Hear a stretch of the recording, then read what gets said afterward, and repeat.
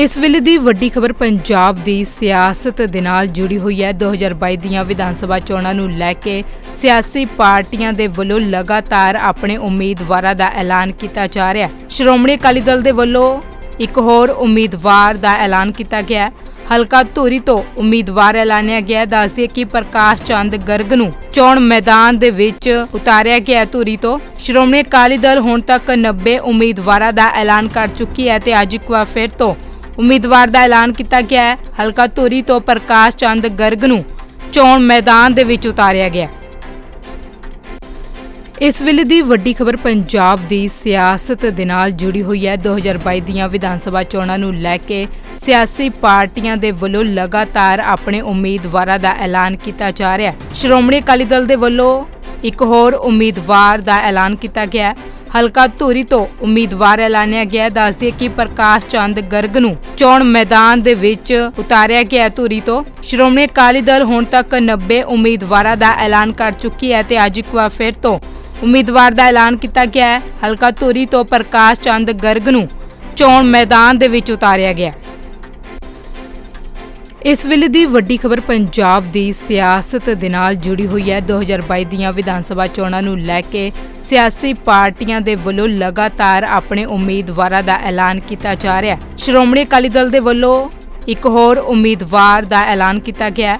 ਹਲਕਾ ਧੂਰੀ ਤੋਂ ਉਮੀਦਵਾਰ ਐਲਾਨਿਆ ਗਿਆ। ਦੱਸ ਦਈਏ ਕਿ ਪ੍ਰਕਾਸ਼ ਚੰਦ ਗਰਗ ਨੂੰ ਚੋਣ ਮੈਦਾਨ ਦੇ ਵਿੱਚ ਉਤਾਰਿਆ ਗਿਆ। ਧੂਰੀ ਤੋਂ ਸ਼੍ਰੋਮਣੀ ਅਕਾਲੀ ਦਲ ਹੁਣ ਤੱਕ 90 ਉਮੀਦਵਾਰਾਂ ਦਾ ਐਲਾਨ ਕਰ ਚੁੱਕੀ ਹੈ ਤੇ ਅੱਜ ਇੱਕ ਵਾਰ ਫਿਰ ਤੋਂ ਉਮੀਦਵਾਰ ਦਾ ਐਲਾਨ ਕੀਤਾ ਗਿਆ ਹੈ। ਹਲਕਾ ਧੂਰੀ ਤੋਂ ਪ੍ਰਕਾਸ਼ ਚੰਦ ਗਰਗ ਨੂੰ ਚੋਣ ਮੈਦਾਨ ਦੇ ਵਿੱਚ ਉਤਾਰਿਆ ਗਿਆ।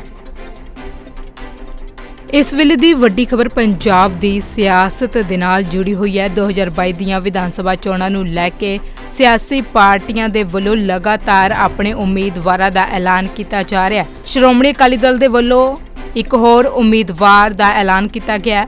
ਹਲਕਾ ਧੂਰੀ ਤੋਂ ਉਮੀਦਵਾਰ ਐਲਾਨਿਆ ਗਿਆ। ਦੱਸ ਦਈਏ ਕਿ ਪ੍ਰਕਾਸ਼ ਚੰਦ ਗਰਗ ਨੂੰ ਚੋਣ ਮੈਦਾਨ ਦੇ ਵਿੱਚ ਉਤਾਰਿਆ ਗਿਆ। ਧੂਰੀ ਤੋਂ ਸ਼੍ਰੋਮਣੀ ਅਕਾਲੀ ਦਲ ਹੁਣ ਤੱਕ 90 ਉਮੀਦਵਾਰਾਂ ਦਾ ਐਲਾਨ ਕਰ ਚੁੱਕੀ ਹੈ ਤੇ ਅੱਜ ਇੱਕ ਵਾਰ ਫਿਰ ਤੋਂ ਉਮੀਦਵਾਰ ਦਾ ਐਲਾਨ ਕੀਤਾ ਗਿਆ ਹੈ। ਹਲਕਾ ਧੂਰੀ ਤੋਂ ਪ੍ਰਕਾਸ਼ ਚੰਦ ਗਰਗ ਨੂੰ ਚੋਣ ਮੈਦਾਨ ਦੇ ਵਿੱਚ ਉਤਾਰਿਆ ਗਿਆ।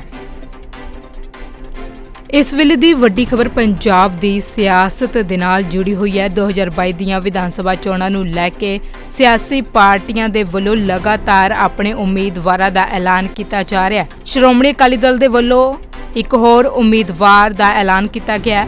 ਹਲਕਾ ਧੂਰੀ ਤੋਂ ਉਮੀਦਵਾਰ ਐਲਾਨਿਆ ਗਿਆ। ਦੱਸ ਦਈਏ ਕਿ ਪ੍ਰਕਾਸ਼ ਚੰਦ ਗਰਗ ਨੂੰ ਚੋਣ ਮੈਦਾਨ ਦੇ ਵਿੱਚ ਉਤਾਰਿਆ ਗਿਆ। ਧੂਰੀ ਤੋਂ ਸ਼੍ਰੋਮਣੀ ਅਕਾਲੀ ਦਲ ਹੁਣ ਤੱਕ 90 ਉਮੀਦਵਾਰਾਂ ਦਾ ਐਲਾਨ ਕਰ ਚੁੱਕੀ ਹੈ ਤੇ ਅੱਜ ਇੱਕ ਵਾਰ ਫਿਰ ਤੋਂ ਉਮੀਦਵਾਰ ਦਾ ਐਲਾਨ ਕੀਤਾ ਗਿਆ ਹੈ। ਹਲਕਾ ਧੂਰੀ ਤੋਂ ਪ੍ਰਕਾਸ਼ ਚੰਦ ਗਰਗ ਨੂੰ ਚੋਣ ਮੈਦਾਨ ਦੇ ਵਿੱਚ ਉਤਾਰਿਆ ਗਿਆ।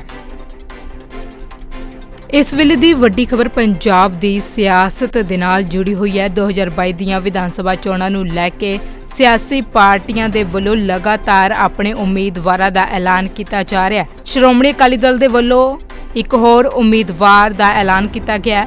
ਹਲਕਾ ਧੂਰੀ ਤੋਂ ਉਮੀਦਵਾਰ ਐਲਾਨਿਆ ਗਿਆ। ਦੱਸ ਦਈਏ ਕਿ ਪ੍ਰਕਾਸ਼ ਚੰਦ ਗਰਗ ਨੂੰ ਚੋਣ ਮੈਦਾਨ ਦੇ ਵਿੱਚ ਉਤਾਰਿਆ ਗਿਆ। ਧੂਰੀ ਤੋਂ ਸ਼੍ਰੋਮਣੀ ਅਕਾਲੀ ਦਲ ਹੁਣ ਤੱਕ 90 ਉਮੀਦਵਾਰਾਂ ਦਾ ਐਲਾਨ ਕਰ ਚੁੱਕੀ ਹੈ ਤੇ ਅੱਜ ਇੱਕ ਵਾਰ ਫਿਰ ਤੋਂ ਉਮੀਦਵਾਰ ਦਾ ਐਲਾਨ ਕੀਤਾ ਗਿਆ ਹੈ। ਹਲਕਾ ਧੂਰੀ ਤੋਂ ਪ੍ਰਕਾਸ਼ ਚੰਦ ਗਰਗ ਨੂੰ ਚੋਣ ਮੈਦਾਨ ਦੇ ਵਿੱਚ ਉਤਾਰਿਆ ਗਿਆ। ਇਸ ਵੇਲੇ ਦੀ ਵੱਡੀ ਖਬਰ ਪੰਜਾਬ ਦੀ ਸਿਆਸਤ ਦੇ ਨਾਲ ਜੁੜੀ ਹੋਈ ਹੈ। 2022 ਦੀਆਂ ਵਿਧਾਨ ਸਭਾ ਚੋਣਾਂ ਨੂੰ ਲੈ ਕੇ ਸਿਆਸੀ ਪਾਰਟੀਆਂ ਦੇ ਵੱਲੋਂ ਲਗਾਤਾਰ ਆਪਣੇ ਉਮੀਦਵਾਰਾਂ ਦਾ ਐਲਾਨ ਕੀਤਾ ਜਾ ਰਿਹਾ ਹੈ। ਸ਼੍ਰੋਮਣੀ ਅਕਾਲੀ ਦਲ ਦੇ ਵੱਲੋਂ ਇੱਕ ਹੋਰ ਉਮੀਦਵਾਰ ਦਾ ਐਲਾਨ ਕੀਤਾ ਗਿਆ। ਹਲਕਾ ਧੂਰੀ ਤੋਂ ਉਮੀਦਵਾਰ ਐਲਾਨਿਆ ਗਿਆ। ਦੱਸ ਦਈਏ ਕਿ ਪ੍ਰਕਾਸ਼ ਚੰਦ ਗਰਗ ਨੂੰ ਚੋਣ ਮੈਦਾਨ ਦੇ ਵਿੱਚ ਉਤਾਰਿਆ ਗਿਆ। ਧੂਰੀ ਤੋਂ ਸ਼੍ਰੋਮਣੀ ਅਕਾਲੀ ਦਲ ਹੁਣ ਤੱਕ 90 ਉਮੀਦਵਾਰਾਂ ਦਾ ਐਲਾਨ ਕਰ ਚੁੱਕੀ ਹੈ ਤੇ ਅੱਜ ਇੱਕ ਵਾਰ ਫਿਰ ਤੋਂ ਉਮੀਦਵਾਰ ਦਾ ਐਲਾਨ ਕੀਤਾ ਗਿਆ ਹੈ। ਹਲਕਾ ਧੂਰੀ ਤੋਂ ਪ੍ਰਕਾਸ਼ ਚੰਦ ਗਰਗ ਨੂੰ ਚੋਣ ਮੈਦਾਨ ਦੇ ਵਿੱਚ ਉਤਾਰਿਆ ਗਿਆ।